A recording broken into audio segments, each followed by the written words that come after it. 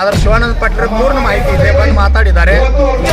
ಘೋಷಣೆ ಮಾಡಲಿ, ಅದೇ ರೀತಿನ ನಮ್ಮ ರೈತರಿಗೆ ಒಂದು ರಾಷ್ಟ್ರೀಯ ಹೆದ್ದಾರಿ ಬಂದ್ ಮಾಡುವುದನ್ನು ಮುಂದೂಡಲಾಗಿದೆ. ಯಾಸ್ ವೀಕ್ಷಕರೇ, ಟೈಮ್ಸ್ 24x7 ಬೆಳಗಾವಿ ಸುದ್ದಿ ವಾಹಿನಿಗೆ ಖಚಿತ ಮಾಹಿತಿ ನೀಡಿದ ಶಶಿಕಾಂತ್ ಗುರೂಜಿ, ನಿನ್ನೆ ದಿನ ಶಿವಾನಂದ ಪಾಟೀಲ್ ಸಚಿವರು ಬಂದರೂ ಸಹ ಇನ್ನೂ ನ್ಯಾಯ ದೊರೆತಿಲ್ಲ. ಬೆಳಗಾವಿ ಜಿಲ್ಲೆಯ ಮೂಡಲಗಿ ತಾಲೂಕಿನ ಗುರ್ಲಾಪುರ್ ಕ್ರಾಸ್ನಲ್ಲಿ ನಡೆಯುತ್ತಿರುವ ಪ್ರತಿಭಟನೆಯಲ್ಲಿ ನಿನ್ನೆ ದಿನ ಶಿವಾನಂದ ಪಾಟೀಲರು ಬಂದು 2 ದಿನಗಳ ಕಾಲ ಸಮಯ ಕೂಡಿ ರಾಷ್ಟ್ರೀಯ ಹೆದ್ದಾರಿ ಬಂದ್ ಮಾಡಬೇಡಿ ಅಂತ ಕೇಳಿಕೊಂಡರು. ಅದಕ್ಕೆ ಸ್ಪಂದಿಸಿದಂತಹ ರೈತ ಸಂಘಟನೆಯವರು ಚಿನ್ನಪ್ಪ ಪೂಜಾರಿ ಹಾಗೂ ಶಶಿಕಾಂತ್ ಗುರೂಜಿಯವರು, ನಮ್ಮ ಹೋರಾಟ ನಿಲ್ಲುವುದಿಲ್ಲ, ಶಾಂತಿ ರೀತಿಯಾಗಿ ನಡೆಯುತ್ತೆ ಎಂದು ಹೇಳಿದರು. ನಮ್ಮ ವಾಹಿನಿ ಜೊತೆಗೆ ಮಾತನಾಡಿದಂತಹ ಸಂಘಟನೆಯ ಮುಖಂಡ ಶಶಿಕಾಂತ್ ಗುರೂಜಿ ಏನು ಹೇಳಿದರು ನೋಡೋಣ ಬನ್ನಿ. ರಾಷ್ಟ್ರೀಯ ಹೆದ್ದಾರಿಯನ್ನ ಬಂದ್ ಮಾಡಲು ಘೋಷಣೆ ಅದನ್ನ ಏನು ಹಿಂದೆ ತೆಗೆದುಕೊಂಡಿದ್ದಾರೆ. ನಾಳೆ ರೈತರು ರೆಡಿಯಾಗಿದ್ದಾರೆ, ಯಾಕಂದ್ರೆ ನಾಳೆ ಇದು ಮಾಡ್ತಾರೆ. ಸರ್, ಶಿವಾನಂದ ಪಾಟೀಲ್ ಸರ್ಕಾರದ ವತಿಯಿಂದ ಬಂದಿದ್ರು. ನಮ್ಮ ಗುರುಜಿ 2 ದಿನ ಗಡುವು ಕೊಡ್ರಿ, ನಾ ಬಗೆಹರಿಸ್ತೀನಿ, ನಾಳೆ ಮೀಟಿಂಗ್ ಅದ, ಬಗೆಹರಿಸ್ಕೊಂಡು ಒಳ್ಳೆ ಸುದ್ದಿ ಕೊಡ್ತೀನಿ ಅಂತ ಹೇಳಿದಾಗ ನಮ್ಮ ರಾಜ್ಯಾಧ್ಯಕ್ಷರು ಎಲ್ಲರೂ ನಾಳೆ ರಾಷ್ಟ್ರೀಯ ಹೆದ್ದಾರಿ ಬಂದ್ ಮಾಡ್ತಕ್ಕಂಥ ಘೋಷಣೆನ ಹಿಂತಕೊಳ್ಳಾಗಿದೆ. ಪ್ರತಿದಿನ ಇವರು ಗೌರ್ಮೆಂಟ್ ಅವರು ಮುಂದೆ ಉಳ್ತಾನೆ ಹೋಗ್ತಾ ಇದ್ದಾರೆ.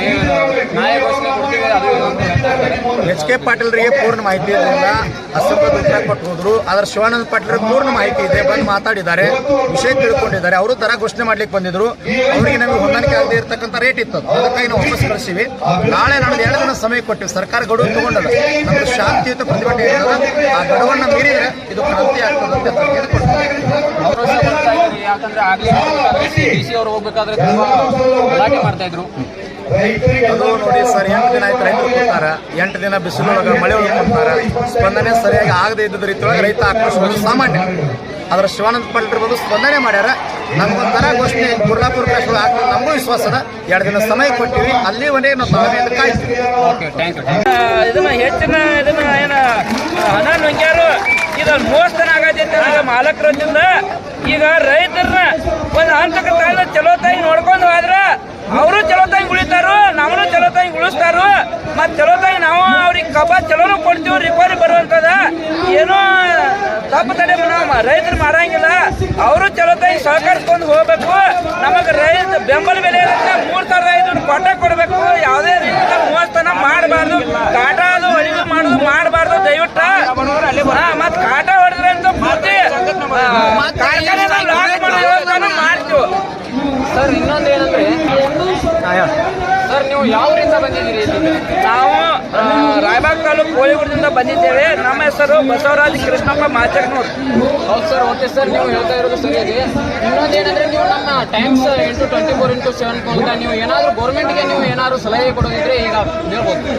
ಗೌರ್ಮೆಂಟ್ ನಮ್ಮ ರಾಜ್ಯ ಸರ್ಕಾರ ಅವರು ಈಗೇನ ಹೆಣ್ಮಕ್ಳಿಗೆ ಘೋಷಣೆ ಮಾಡ್ಯಾರು. ಸಿದ್ದರಾಮಯ್ಯನವರು 2,000 ಅಂತ ತಿಂಗಳಿಗೆ ಘೋಷಣೆ ಮಾಡ್ಯಾರ.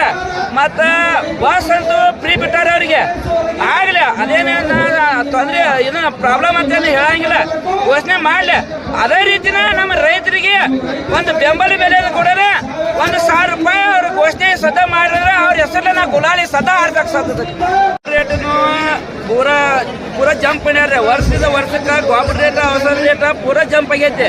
ಮತ್ತು ರೈತರಿಗೆ ಬೆಂಬಲ ಬೆಲೆ ಅಂತ ಈಗ 3,500 ಅಟ್ಟ ಕೇಳತ್ತಿದ್ವಿ. ನಾವು ಹೆಚ್ಚಿನ ದಾರಿ ಕೇಳಿಲ್ಲ.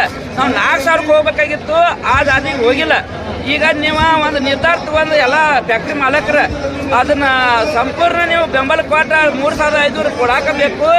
ಈಗ ಮತ್ತೆ ನಾವು ಮುಂದೆ ಹಿಂಗ ಮಾಡ್ಕೋತ ಹೋದ್ರಿ ಅಂದ್ರೆ ಮತ್ತೆ ನಾವು 4,000 ಇಡ್ಬೇಕಾಗೈತಿ. ನಮ್ದು ಗೊಬ್ಬರ ರೇಟು ಜಂಪ್ ಆಗೈತಿ ವರ್ಷದಿಂದ ವರ್ಷಕ್ಕೆ. ರೈತರಿಗೆ ಏನು ಉಳಿಯತ್ತು, ರೈತರಿಗೆ ಸಹಕರಿಸಬೇಕು. ಸಹಕರಿಸಿದ್ರೆ ನಿಮ್ಮ ಫ್ಯಾಕ್ಟ್ರಿ ಅಗದಿ ಉತ್ತಮ ರೀತಿಯಿಂದ ಕಾರ್ಯನಿರ್ವಹಿಸ್ತಾವೆ. ಇದಕ್ಕೆ ನಾ ಪೂರ್ತಿ ಬೆಂಬಲ ಕೊಡ್ತೀನಿ. ಗೌರ್ಮೆಂಟ್ ಉದ್ದೇಶ ಏನೈತ ಅಂದ್ರ ದಿನಾಟ ರೈತರ ಕುದಿಗೇಸ್ಕವ್ರ. ಯಾಕಂದ್ರೆ ಒಮ್ಮೆ ಹೆಚ್ಚಿಗ್ರ ಸ್ಟ್ರಾಂಗ್ ಅದಾರ. ಈಗ ದಿನಾಟ ಹೆಚ್ಚಿಗ್ರ ಅಂದ್ರ ಇವ್ರು ಕೋಮಾಕ್ ಹೋಗ್ತಾರ. ಕೋಮಾಕ್ ಹೋದ್ರೆ ಇವ್ರು ಎಲ್ಲಿ ಬದುಕಿರ್ತಾರೆ, ಎಲ್ಲಿ ಇವ್ರು ಕೇಳಾಕ. ಇವ್ರ ಉದ್ದೇಶ ಇದ ಹೇಳಿ ಅಂತ ನಿಮ್ಗೆ ಗೊತ್ತಾ? ಅಂದ್ರೆ ಕಬ್ಬಿನ ಮಿಲ್ ನಾವು ಹೆಂಗ ಕಾರ್ಖಾನೆ ಹೆಂಗೆ ನಾವು ಕಾರ್ಖಾನೆ ಮಾಡ್ತೀವಿ ಅಂದ್ರೆ ಕಬ್ಬು ಹೆಂಗೆ ಬೆಳೆಸ್ತೀವಿ ಅಂದರೆ ಒಂದು ಹನಿ ನೀರು ನಾವು ಬೇಕಾದ್ರೆ ಹರಿಯಾಣ 6 ಗಂಟೆ ಎದ್ದು ನಾವು ಸಾಯಂಕಾಲ 9 ಗಂಟೆವರೆಗೂ ನಾವು ದುಡಿತೀವಿ ಹೊಲದಲ್ಲಿ. ಅಲ್ಲಿವರೆಗೂ ನಮಗೆ ಕಾರ್ಖಾನೆ ಬಿಲ್ ಕೊಡ್ತಾ ಇಲ್ಲ. ಅದಕ್ಕೆ ನಾವು ಈ ನಮ್ಮನೆ ಸಾಗಿ ಹುಡ್ತಾ ಇದ್ದೀವಿ. ಹೌದು ಸರ್, ನಾಳೆ ನೀವು ರಾಷ್ಟ್ರೀಯ ಹೆದ್ದಾರಿಯನ್ನು ಬಂದ್ ಮಾಡುವ ಒಂದು ಘೋಷಣೆ ಇತ್ತು, ಅದನ್ನು ಹಿಂದೆ ತೆಗೆದುಕೊಂಡಿದ್ದಾರೆ ಅಥವಾ ಏನು ಮುಂದೂಡಿದಾರ? ಅದಕ್ಕೆ ನೀವು ಸ್ವಲ್ಪ ಪೆಂಡಿಂಗ್ ಇಟ್ಟಿದ್ದಾರೆ. ಇವಾಗ ಟೈಮ್ ಕೊಟ್ಟಿದ್ದಾರೆ, ನಾಳೆ ಎಲ್ಲರ ಜೊತೆ ಮಾತಾಡ್ತೀವಿ ಅಂತ. ಅದು ನಾವು ನಾಳೆ ನೋಡಬೇಕು ಏನಾಗುತ್ತೆ ಅಂತ. ಅಲ್ಲಿವರೆಗೂ ಡಿ ಸಿ ಸಾಹೇಬ್ರು ನಿಮಗೆ ಏನು ಆಶ್ವಾಸನೆ ಕೊಟ್ಟೋದ್ರ? ಈಗ ಬಂದಿದ್ರಲ್ವಾ? ಇಲ್ಲ, ಕೊಟ್ಟಿಲ್ಲ. ಏನು ಕೊಟ್ಟಿಲ್ಲ. ನಾಳೆ ಮಾತಾಡಿ ಹೇಳ್ತೀನಿ ಅಂತ ಹೇಳಿದ್ದಾರೆ. ಎಲ್ಲ ಕಾರ್ಖಾನೆ ಜೊತೆ ಮಾತಾಡ್ತೀನಿ, ಮೀಟಿಂಗ್ ಮಾಡ್ತೀನಿ ಅಂತ ಹೇಳಿ ಹೋಗಿದ್ದಾರೆ ಅಷ್ಟೇ. ಓಕೆ, ಇದಾಗಿತ್ತು ಇವತ್ತಿನ ಇದು